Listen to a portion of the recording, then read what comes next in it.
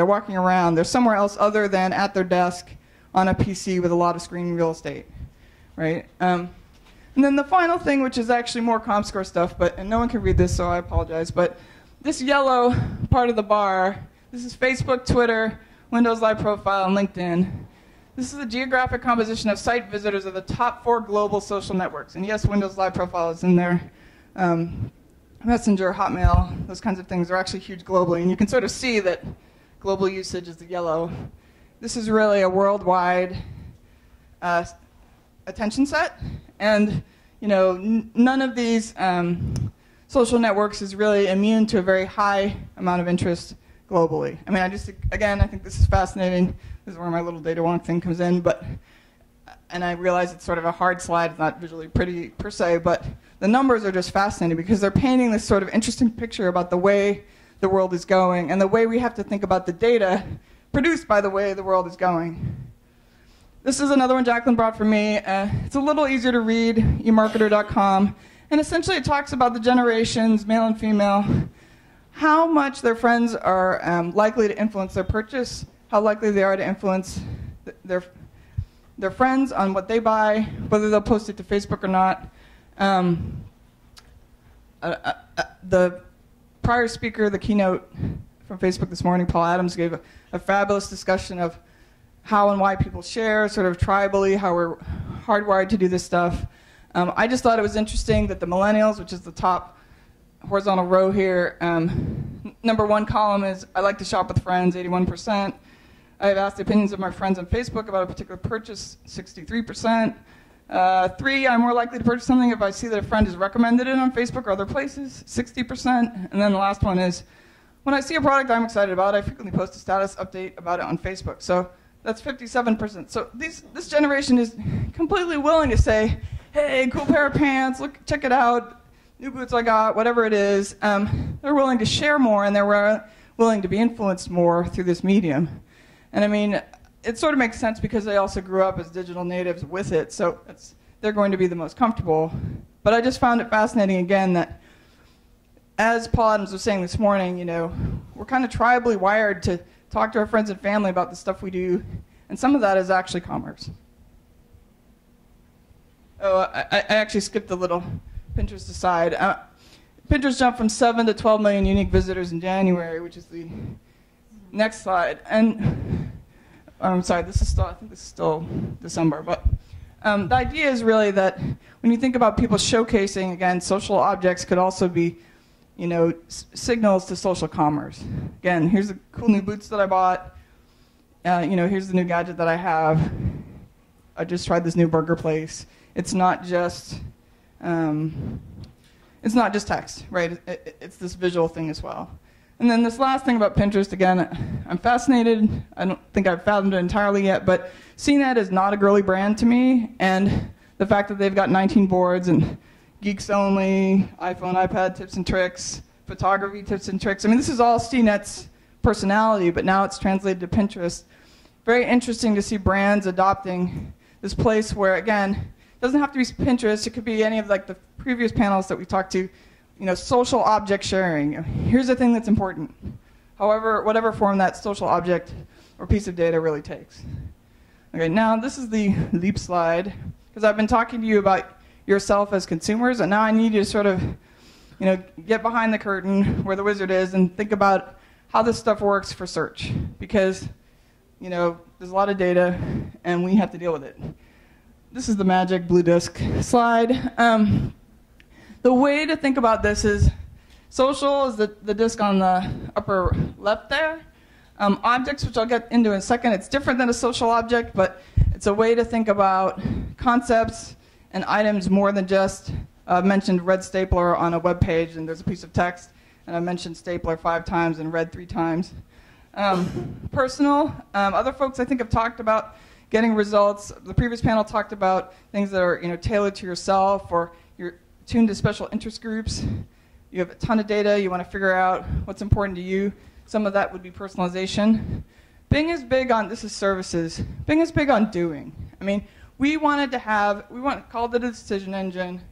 Our ad campaign now talks about Bing is for doing, because we didn't want you to just think about search as I plug in 3 little words and then pages come back and that's the magic. And when people are plugging words in there because they want to get something done, they want to find a restaurant, they want to rent a car, they need to buy airline tickets, they're trying to research a college because they want to go there. I mean, this isn't like abstract academic research. This is usually something they need to do in the next 24 hours, right? And so if you have the capability to make the reservation from OpenTable or do a little bit more research or look things up in a fare predictor in the search engine results, we feel that's actually a benefit in terms of the getting things done part of search, right? And then intent models, this is how we try to study what people really mean when they type in those 3 words.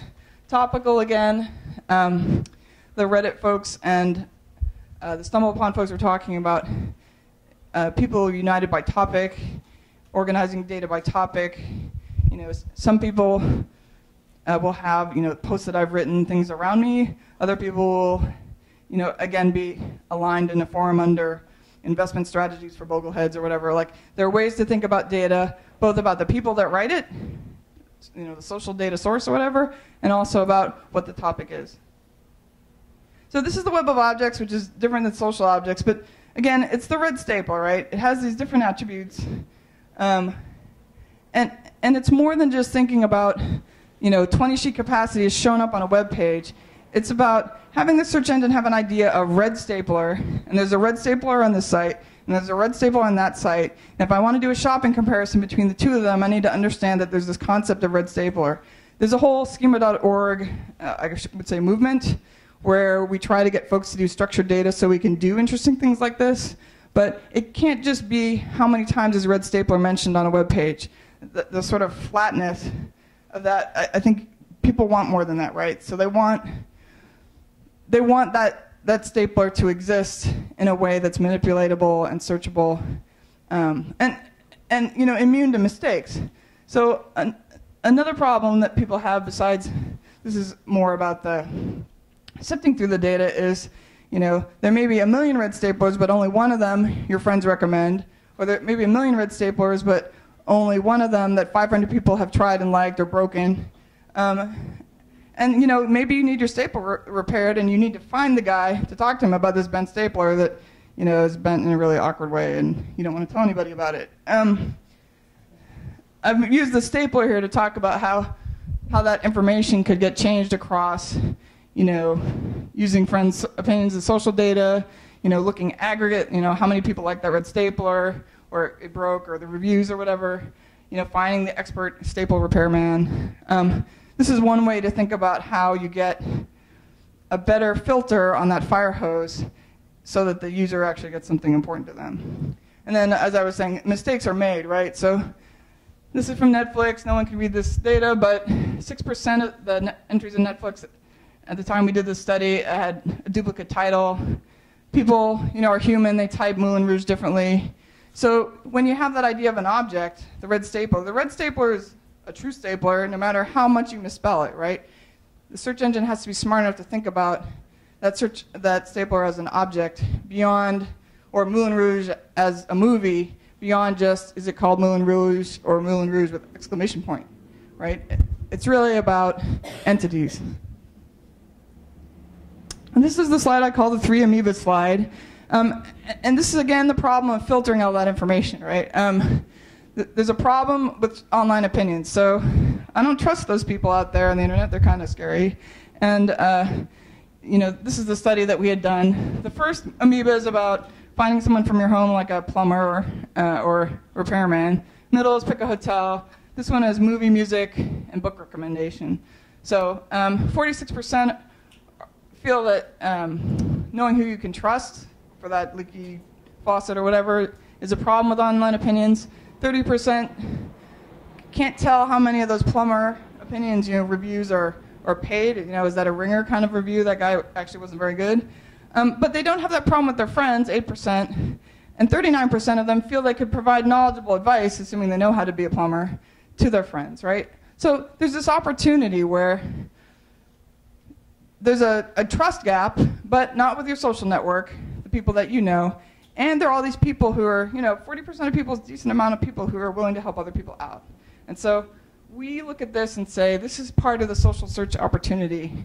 How do we give people relevant information, but it also has to be sort of authoritative to them, whether it's personally their friends or verifiable by other means.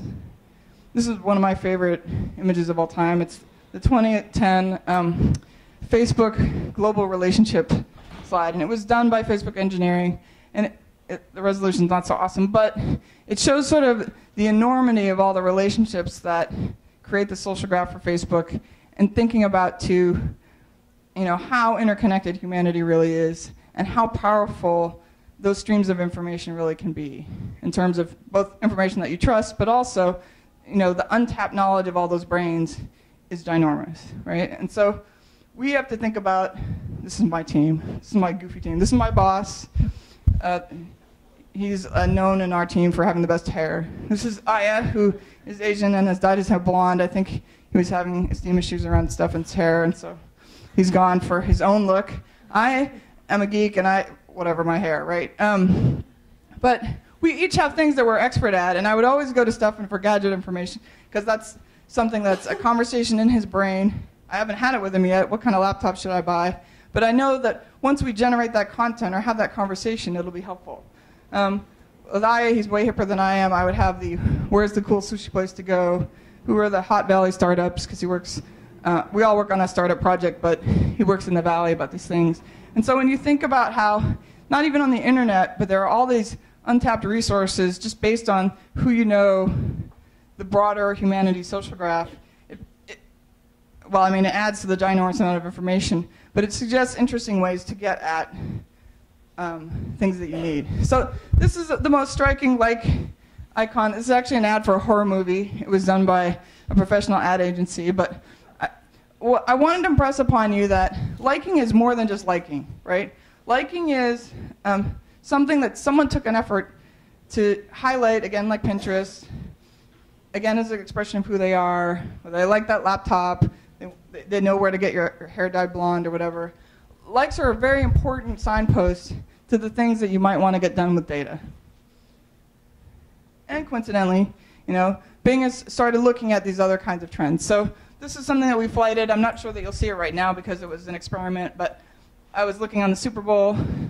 This is where we showed certain kind of queries were trending, right? And if you go, we just launched MSN Now today. MSN's not my product, but it's a very edgy version. It's curated by MSN editors, but it's based on social trends and input from social media sites. This is where, the trends of Bing searches come together with all these other social streams and create this sort of quick hit articles, again, curated by MSN editors. So it's a really interesting, as a former journalist, it's a really interesting meld of the social input and then, the sanity check of, is this a hoax or is it actually for real, right? This is, again, is an example of how you might treat trending searches. This is the Super Bowl again. We have the scores here. But I also have people in my friend network vouching for the NFL side. And this is also, if they like the fan page on NFL, Bing knows well enough to translate that to the actual, NFL.com site, right? So, again, not just a red stapler in text. NFL is NFL. They've got a fan page. They've got NFL.com. Really, if I like the NFL, I'm probably liking both of those things. It's sort of like a different spelling, right? This is bing.com/social. Everybody in New York, I was weeping when I saw this because I was a Patriots fan, but this is where the sort of deduped, spam removed version of Twitter that we have in terms of looking at what's trending and what's not. Again, just more social signals. We're experimenting all the time with how this stuff works. And of course, here's San Francisco, the fare predictor, which I mentioned before. We also have friends who live here, so the teeny little name underneath the picture of the Golden Gate Bridge is someone I know that lives in the area. And again, a person may be the answer for me, right? I'm going to San Francisco, need to know where to eat. Maybe I want to look them up, I haven't seen them in a while. This is important stuff in order to sort of navigate this new place that I'm researching. A person is the answer, not just a web page, right? And here's where people have vouched for SFGate on Facebook, vouching for the domain so I can trust that information. This slide is actually a little bit about the other kinds of likes. This is where people I know have liked Wired.com. But